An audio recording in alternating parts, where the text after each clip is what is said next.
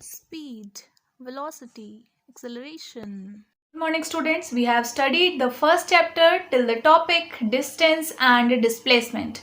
So today here I am with the next topic speed and velocity, which are very important physical quantities for this chapter. So students, let's understand what is a speed and what is velocity. Both are the different terms, but their SI unit is same, which is meter per second. अब देख लेते हैं speed और velocity दोनों अलग अलग चीजें हैं, तो क्या चीजें हैं वो दोनों, ठीक है। See speed it is distance covered per unit time, ठीक है।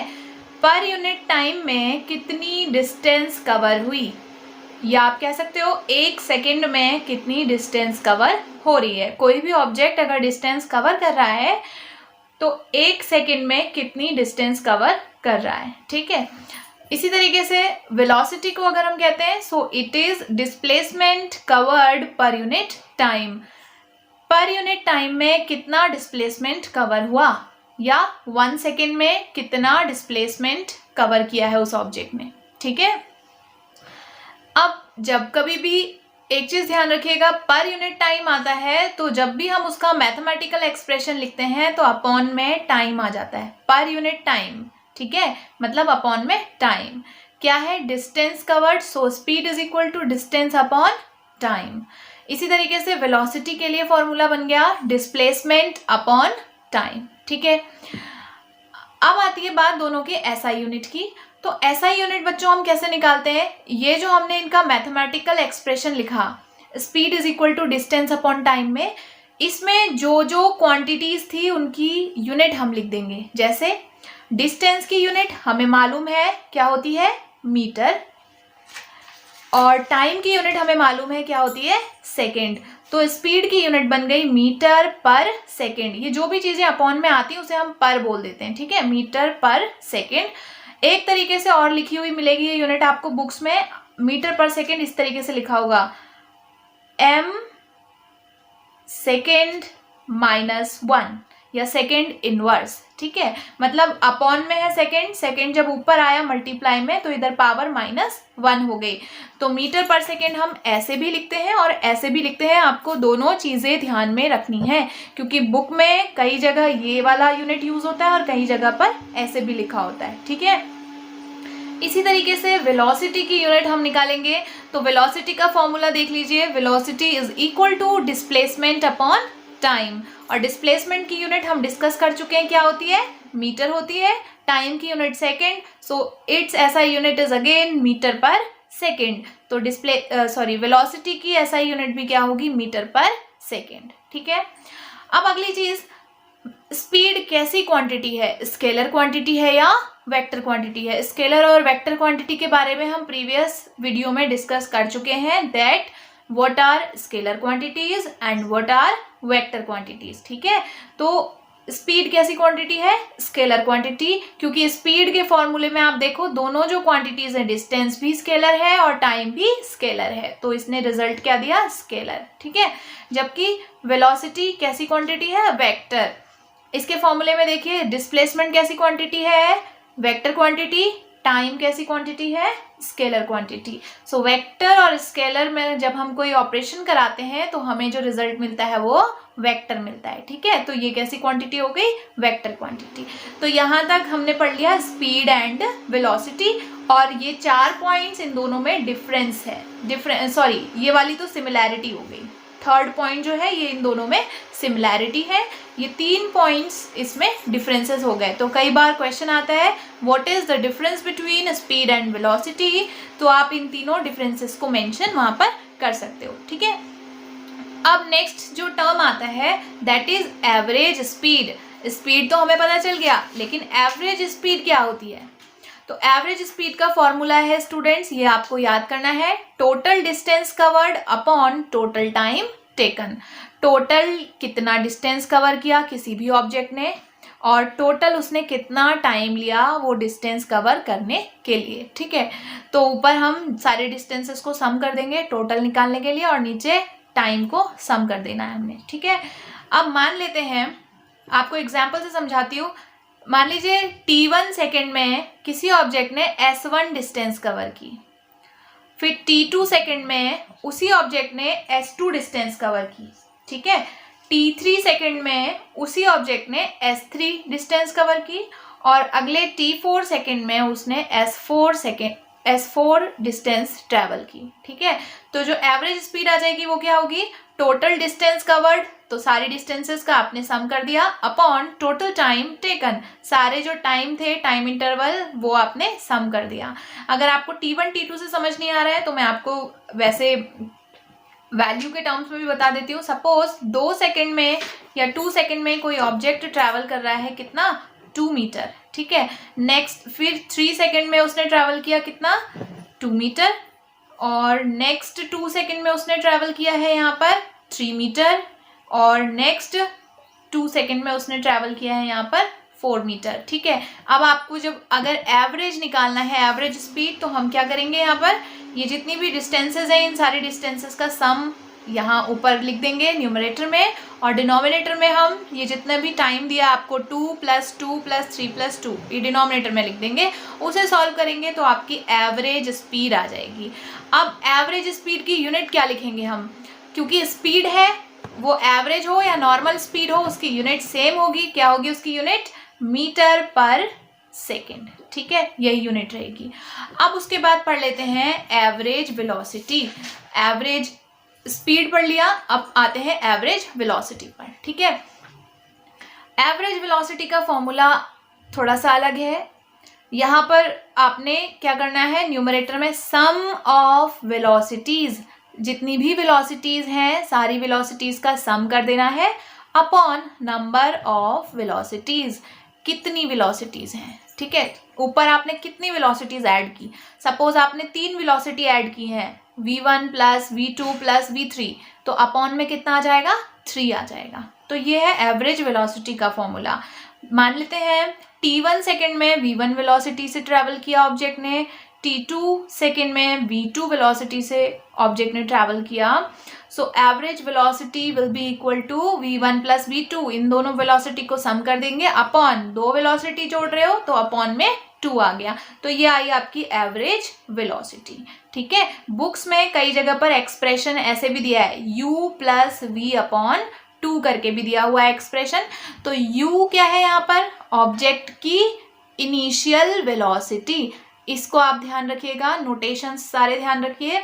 u इनिशियल वेलोसिटी है, इनिशियल मतलब स्टार्टिंग, तो ऑब्जेक्ट ने जब मोशन स्टार्ट किया तो जो उसकी स्टार्टिंग में वेलोसिटी थी वो u होती है, और v से हम रिप्रेजेंट करते हैं फाइनल वेलोसिटी को, जो फाइनल पोजीशन में जब ऑब्जेक्ट पहुंच जाता है वहां पर उसकी जो वेलोसिटी होती है दैट इज स्मॉल v, वो v होती है।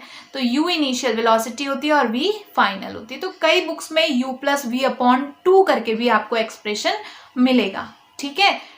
अगर आप इस तरीके से फॉर्मूला, जनरल फॉर्मूला ये है, sum of velocities upon number of velocities. आप यहाँ पर सिर्फ 2 वेलोसिटीज पढ़ने वाले हैं, u एंड v, इसलिए आपकी बुक में u + v/2 दिया हुआ है फॉर्मूला, ठीक है।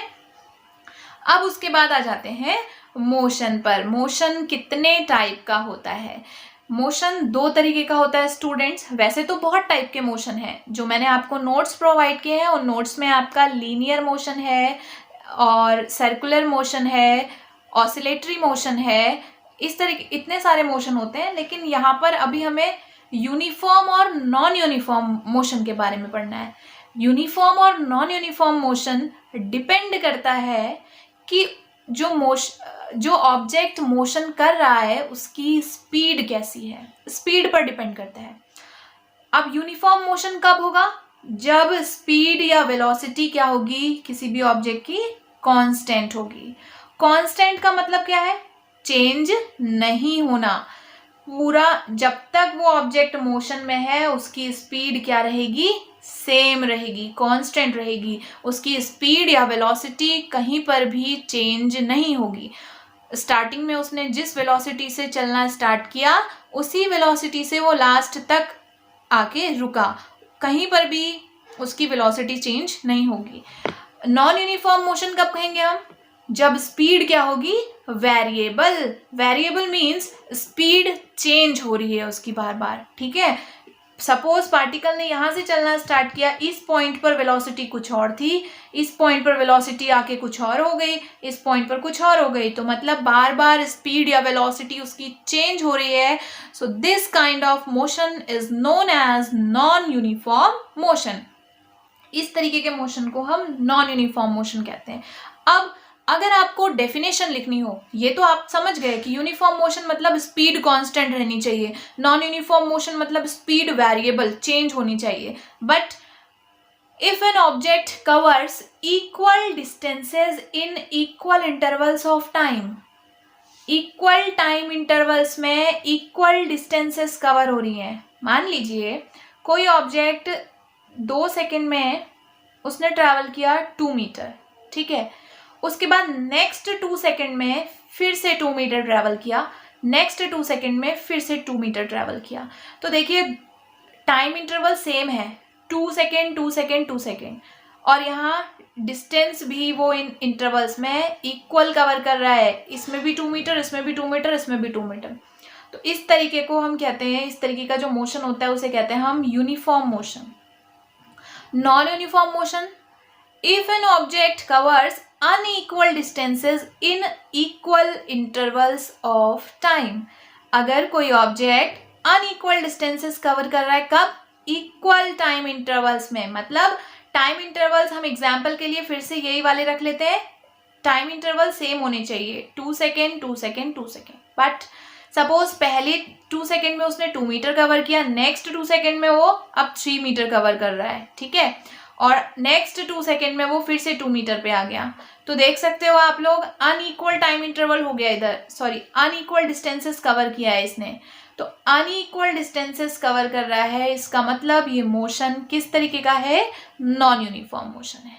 ठीक है, इतना क्लियर हो गया. यूनिफॉर्म मोशन क्या होता है, नॉन यूनिफॉर्म क्या होता है, इतना ध्यान रखना. यूनिफॉर्म में स्पीड सेम रहती है, नॉन यूनिफॉर्म में स्पीड चेंज होती है.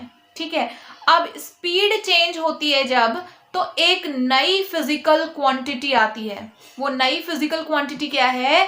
एक्सेलरेशन. एक्सेलरेशन, आपने ये वर्ड सुना होगा ना, गाड़ी एक्सेलरेट करना है, मोटरसाइकिल एक्सेलरेट करना है. एक्सेलरेट मीन्स आप मोटरसाइकिल की स्पीड इंक्रीज कर रहे हो, आप उसकी स्पीड को बढ़ा रहे हो, एक्सेलरेट कर रहे हो. तो स्पीड में क्या हो रहा है? चेंज हो रहा है. तो एक्सेलरेशन कब होगा? जब नॉन यूनिफॉर्म मोशन होगा या जब स्पीड चेंज हो रही होगी.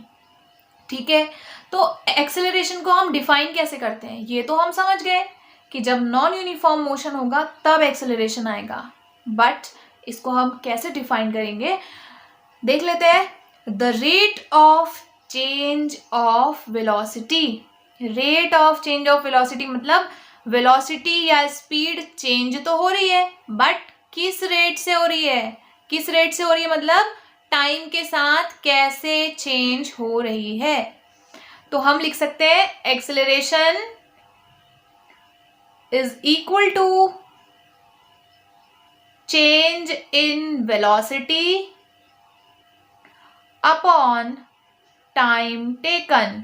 ठीक है, एक चीज बच्चों और ध्यान रखना, जिस डेफिनेशन में भी रेट आ जाता है, रेट मतलब है डिवाइडेड बाय टाइम टेकन. ठीक है, टाइम से डिवाइड करना है, रेट का ये मतलब है. अब किस चीज का रेट है? Rate of change of velocity. तो आप न्यूमरेटर में क्या लेंगे? हमेशा चेंज इन वेलोसिटी. ठीक है, वेलोसिटी किस रेट से चेंज हो रही है. अब इसको समझ लेते हैं कैसे.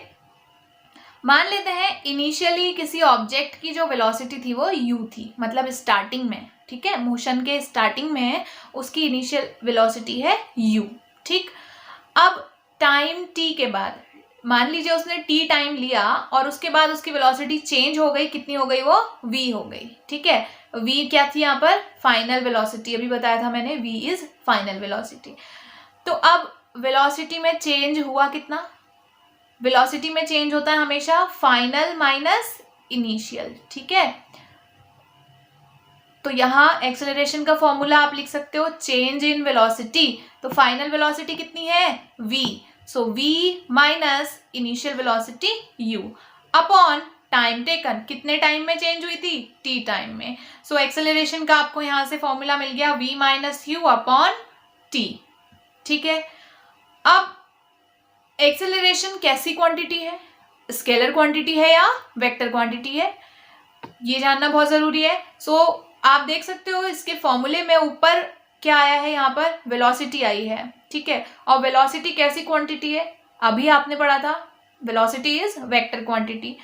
इधर वेक्टर क्वांटिटी आ गई, इधर स्केलर आ गई, वेक्टर और स्केलर का ऑपरेशन आपको फिर से क्या रिजल्ट देगा, वेक्टर क्वांटिटी। सो एक्सेलरेशन कैसी क्वांटिटी है, वेक्टर क्वांटिटी। ये सारी चीजें ध्यान रखिएगा। कौन सी क्वांटिटी, जैसे एक्सेलरेशन फिजिकल क्वांटिटी आई आपके पास, स्पीड आई, वेलोसिटी आई, तो कौन सी क्वांटिटी स्केलर है, कौन सी क्वांटिटी वेक्टर है, किस क्वांटिटी की एसआई यूनिट क्या होती है, ये सारी चीजें आपको ध्यान रखनी है। यहाँ जब हम एक्सेलरेशन की एसआई यूनिट की बात करते हैं तो फिर से एक्सेलरेशन के फॉर्मूले में आना पड़ेगा। फॉर्मूले में ऊपर वेलोसिटी है और वेलोसिटी की यूनिट हम लिख देते हैं ऊपर, क्या होती है वेलोसिटी की unit, metre per second. Denominator में टाइम है, टाइम की यूनिट क्या होती है, सेकेंड। सो metre per second upon second, ये सेकेंड का स्क्वायर हो जाएगा। सो मीटर पर सेकेंड स्क्वायर। कई बुक्स में ये आपको मीटर सेकेंड -2 ऐसे भी मिलेगा, तो आप इन दोनों को ध्यान में रखेंगे, ऐसे भी लिख सकते हो, ऐसे भी लिख सकते हो, कंफ्यूज होने की जरूरत नहीं है, ठीक है।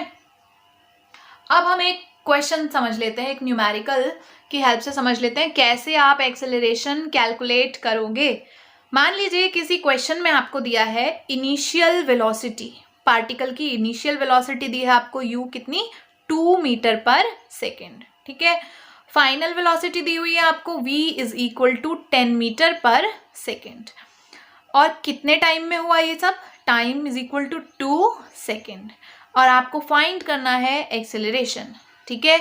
अब एक्सेलरेशन कैसे फाइंड करेंगे, एक्सेलरेशन इज इक्वल टू अभी पढ़ा था v minus u upon T, ठीक है। तो वही फॉर्मूला लिख देते, v minus u upon t. v आपको मालूम है कितना दिया है, 10 दिया हुआ है, 10 रख दिया आपने, माइनस u आपको कितना दिया है, 2 दिया है, ठीक है, अपॉन टाइम कितना दिया है, 2, ठीक है। सॉल्व आपने इसको किया, आपको मेरा 8/2 is equal to 4 metre per second square, ठीक है। ये आपने एक्सेलरेशन कैलकुलेट कर लिया।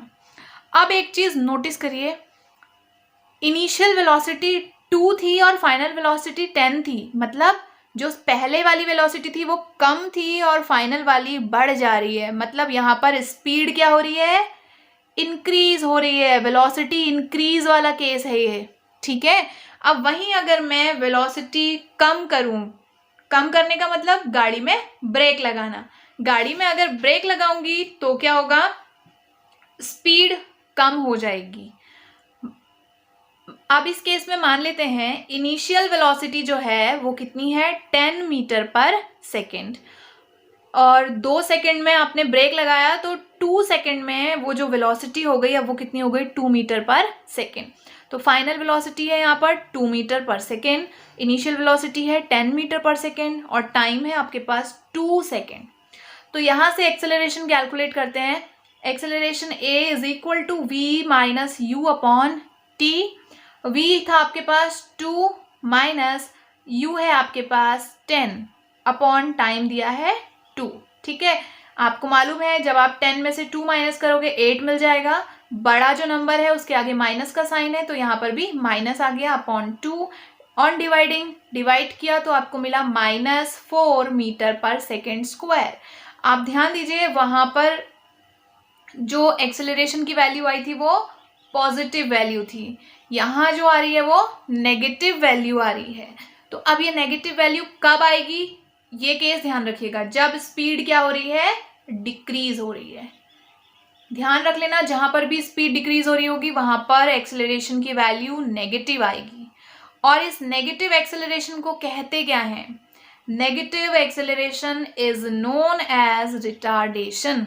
नेगेटिव एक्सेलरेशन को क्या कहते हैं हम, रिटार्डेशन। ये बहुत ज्यादा इंपॉर्टेंट पार्ट है इस चैप्टर का।